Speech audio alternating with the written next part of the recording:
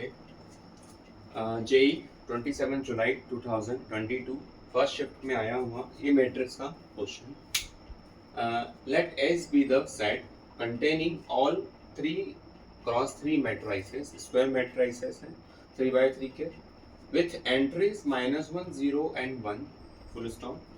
The total number of matrices A belongs to S such that sum of all the diagonal elements of A transpose into A is 6. Okay, तो A's कितने होंगे? सो अपने को क्या बताना है? ठीक है, total number of matrices is, ऐसे कितने मैट्रिसेस पॉसिबल हैं? ठीक है, जिसमें A ट्रांसपोज A करने पर, ठीक है, उसके जो डायगोनल एलिमेंट्स हैं उसका सम जो है वो 6 आए. तुम समझ रहे हो? तो जो A मैट्रिक्स है ना, जो A मैट्रिक्स है वो इस सेट के होना चाहिए. सेट क्या है? S. सेट का नाम है S. ठीक है, तो उसमें ऐसे कितने मैट्रिसेस है उस सेट में? 2 मैट्रिसेस है, 3 है, 4 है, 5 है, 10 है, 20 है, ये बताना है. ओके, तो मुझे A मैट्रिसेस अभी कोई पता नहीं है, राइट? मतलब ये पता है कि ओनली 3x3 का मैट्रिसेस ये होगा.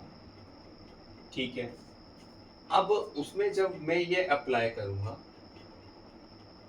तो ओवरऑल मल्टीप्लाई करने के बाद A ट्रांसपोज को A से, तो जो मुझे रिजल्ट मिलेगा उसमें जो डायगोनल एलिमेंट्स होंगे उनका सम 6 आना चाहिए.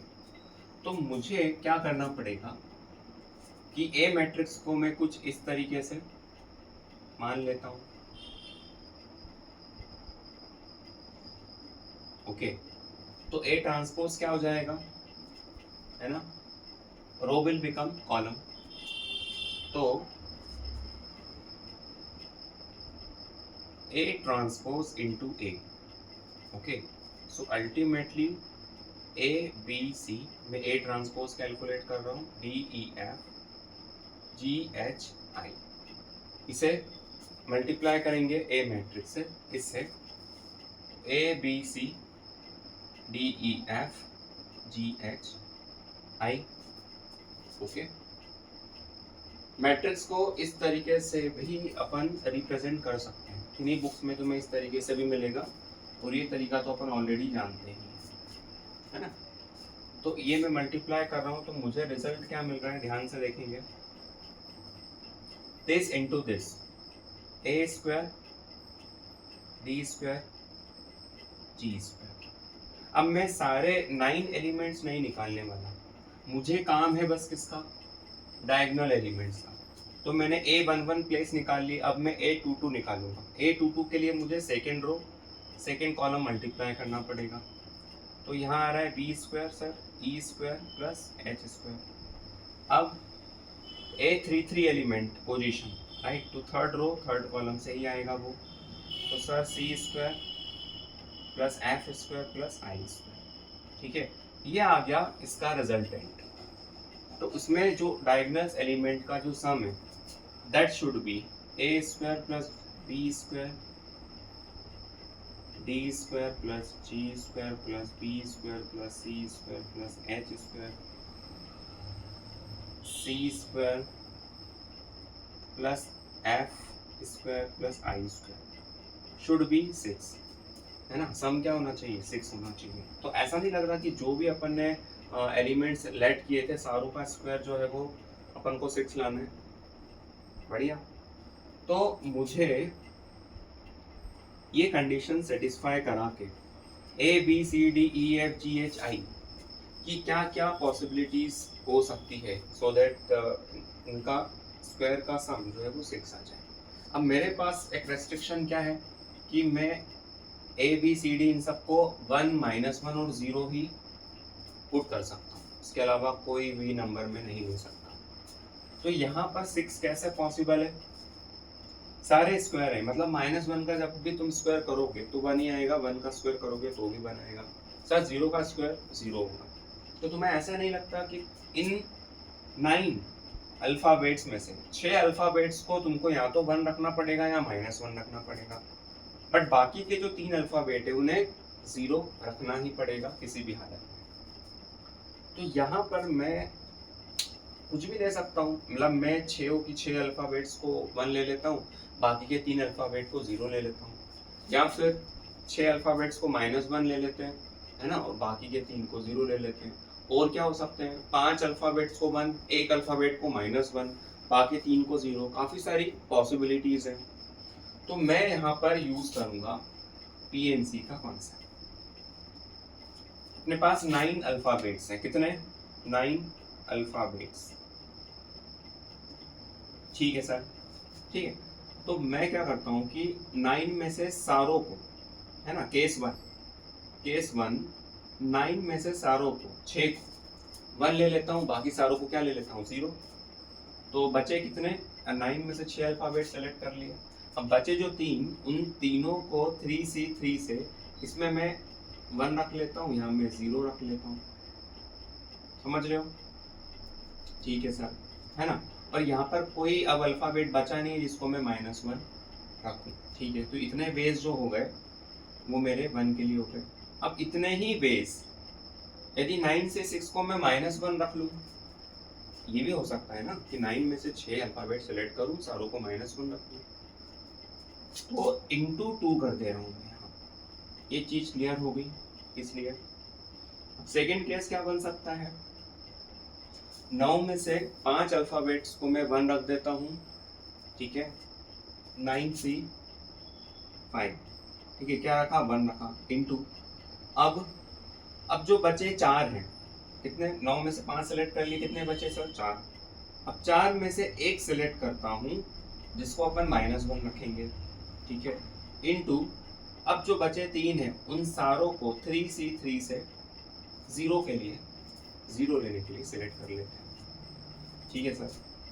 थर्ड केस इसी तरीके से 9C4, 9 में से 4 1 ले लेते हैं, बचे 5, तो 5C2, 5C2, 5 में से 2 मैंने -1 सेलेक्ट कर लिया। अब जो बचे अगेन 3C3, ओके। तो ये हमेशा तुम एक चीज़ देख रहे हो कि जो 3C3 है ये हमेशा आएगा, क्योंकि 6 तुम्हें क्या लेना है, 1 या -1, बाकी के 3 हमेशा बचेंगे, ठीक है। और 3C3 क्या होता है, 1 होता है, तो मैं क्यों सारों को क्यों ना अपन 1 लिख लेते हैं डायरेक्टली।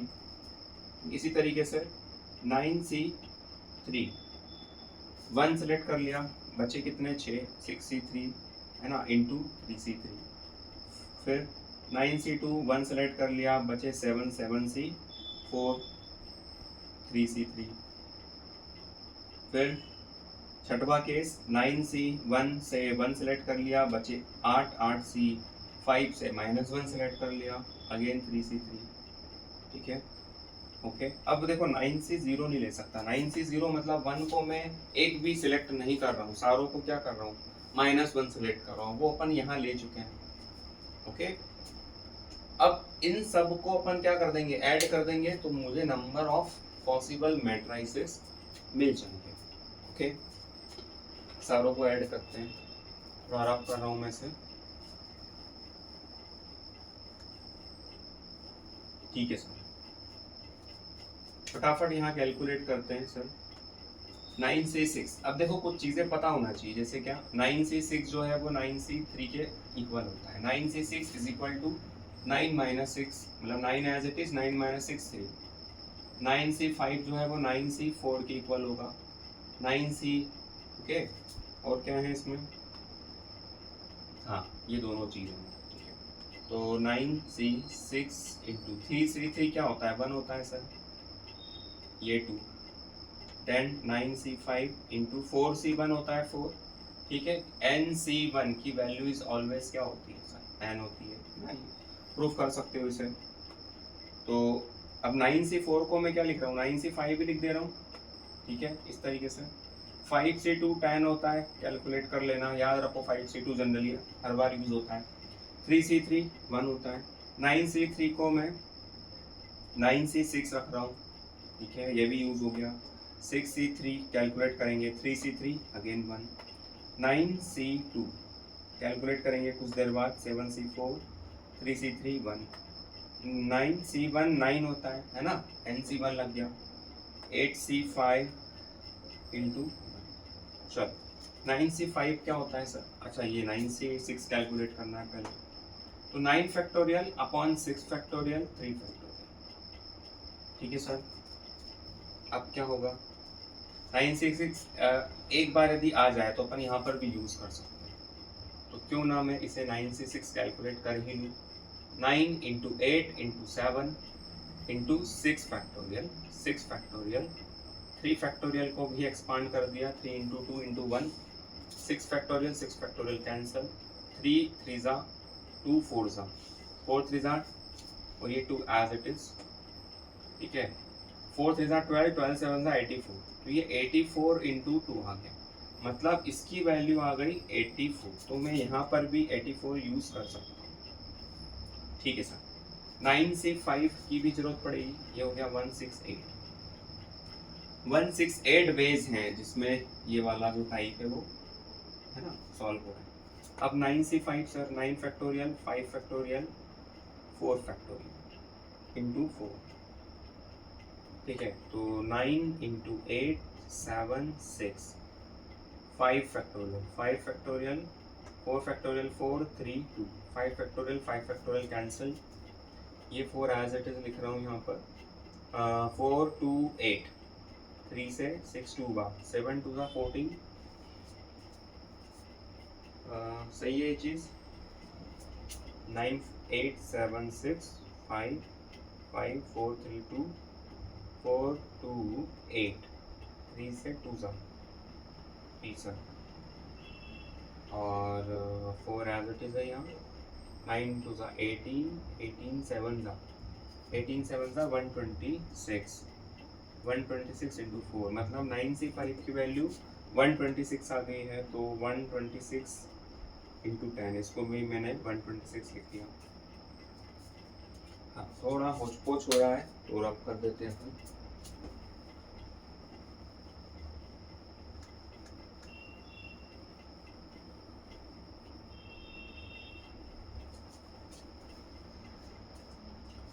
तो जो फर्स्ट केस है ना उसका 168 आया है, और सेकेंड केस का आंसर आया है 126 इंटू 4, जो कि है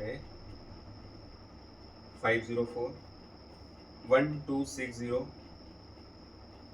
ठीक है, थर्ड केस का आंसर 9 से 6 84 84 इंटू 63 करना है 63, तो 84 63 6 factorial 3 factorial 3 factorial 84 into 6 6 5 4 3 factorial आएगा, 3 फैक्टोरियल से कैंसिल हो जाएगा, यहाँ 3 फैक्टोरियल बचा 3 इंटू 2 ये कैंसिल 20 80, और यहाँ आ रहा है 20 24 जा 80 80 इंटू 8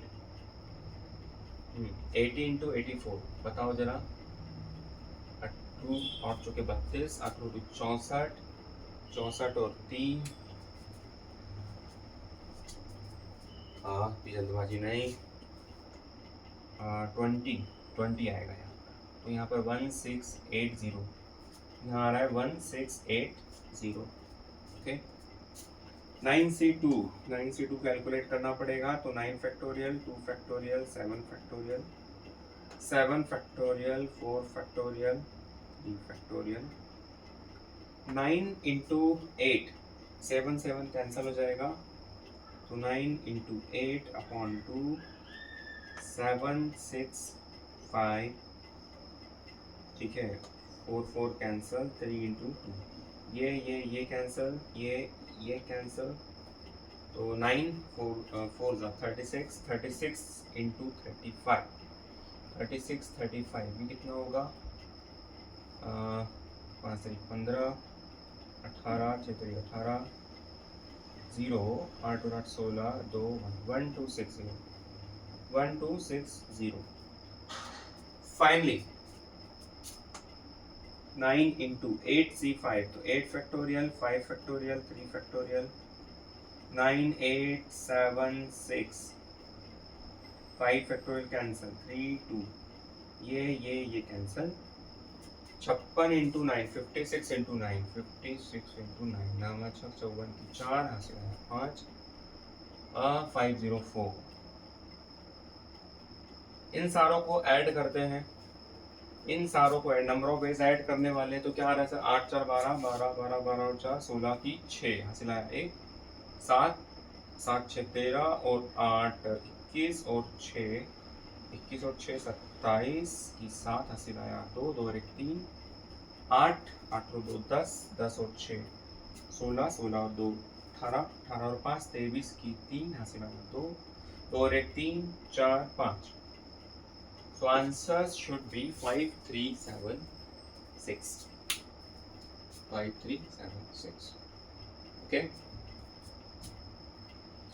इसका एक मेथड और है, सेकंड मेथड भी है इसमें, ठीक है। ये थोड़ा लेंदी मेथड है, सेकंड मेथड मुझे एकदम क्लिक हुआ है, उसको अपन डिस्कस कर लेते हैं। इसे मैं रफ कर रहा हूँ, बहुत छोटा है और इजी है।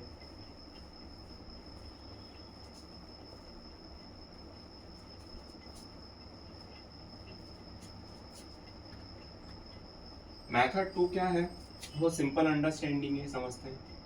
देखो यार, मेरे पास A B C D E F G H I 9 alphabets हैं और मुझे ये चीज़ क्लियर हो रही है कि मुझे 3 को तो 0 लेना ही पड़ेगा। वो कोई भी 3 हो सकते हैं, ABC, ABD, ABE या BCF हो सकते हैं, ठीक है। वो मुझे कौन बताएगा, वो मुझे बताएगा कि 0 सिलेक्ट करने के तरीके हैं 9C3, ठीक है। अब बचे कितने अल्फ़ाबेट सर, है ना, कोई भी 3 हटा दो, अब बचे 6। अब उन 6 में से, है ना, उन 6 जो अल्फ़ाबेट्स हैं, 6 जो पोजीशन हैं, ठीक है, मैट्रिक्स की, उसमें से हर प्लेस पे या तो मैं 1 लिख सकता हूँ या -1 लिख सकता हूँ। मतलब मेरे पास हर प्लेस पे कितने, 2 ऑप्शन हैं, या तो 1 या -1। यहाँ पर भी 2 ऑप्शन, यहाँ पर भी 2 ऑप्शन, यहाँ पर भी 2, यहाँ पर भी 2, यहाँ पर भी 2। तो 9C3 से 0 सिलेक्ट कर लिया, इंटू 2 की पावर 6 है, मैंने 1 और -1 सेलेक्ट कर लिया। तो मेरा इससे भी आंसर आना चाहिए 9 factorial, 3 factorial, 6 factorial, 2 to the power 6 होता है 64, 9 8 7 6 फैक्टोरियल कैंसिल नीचे, 3 इंटू 2 3 जा 4 जा 12 इंटू 7 12 इंटू 7 इंटू 64, तो 84 इंटू 64, जरा कैलकुलेट करना, 4 चौके 16 की 6, 1 33, 6 चौके 24 की 4, 8 छंग 48 और 2 50, 6 7 3 5, same. Okay, so this is method 2. I hope you understood.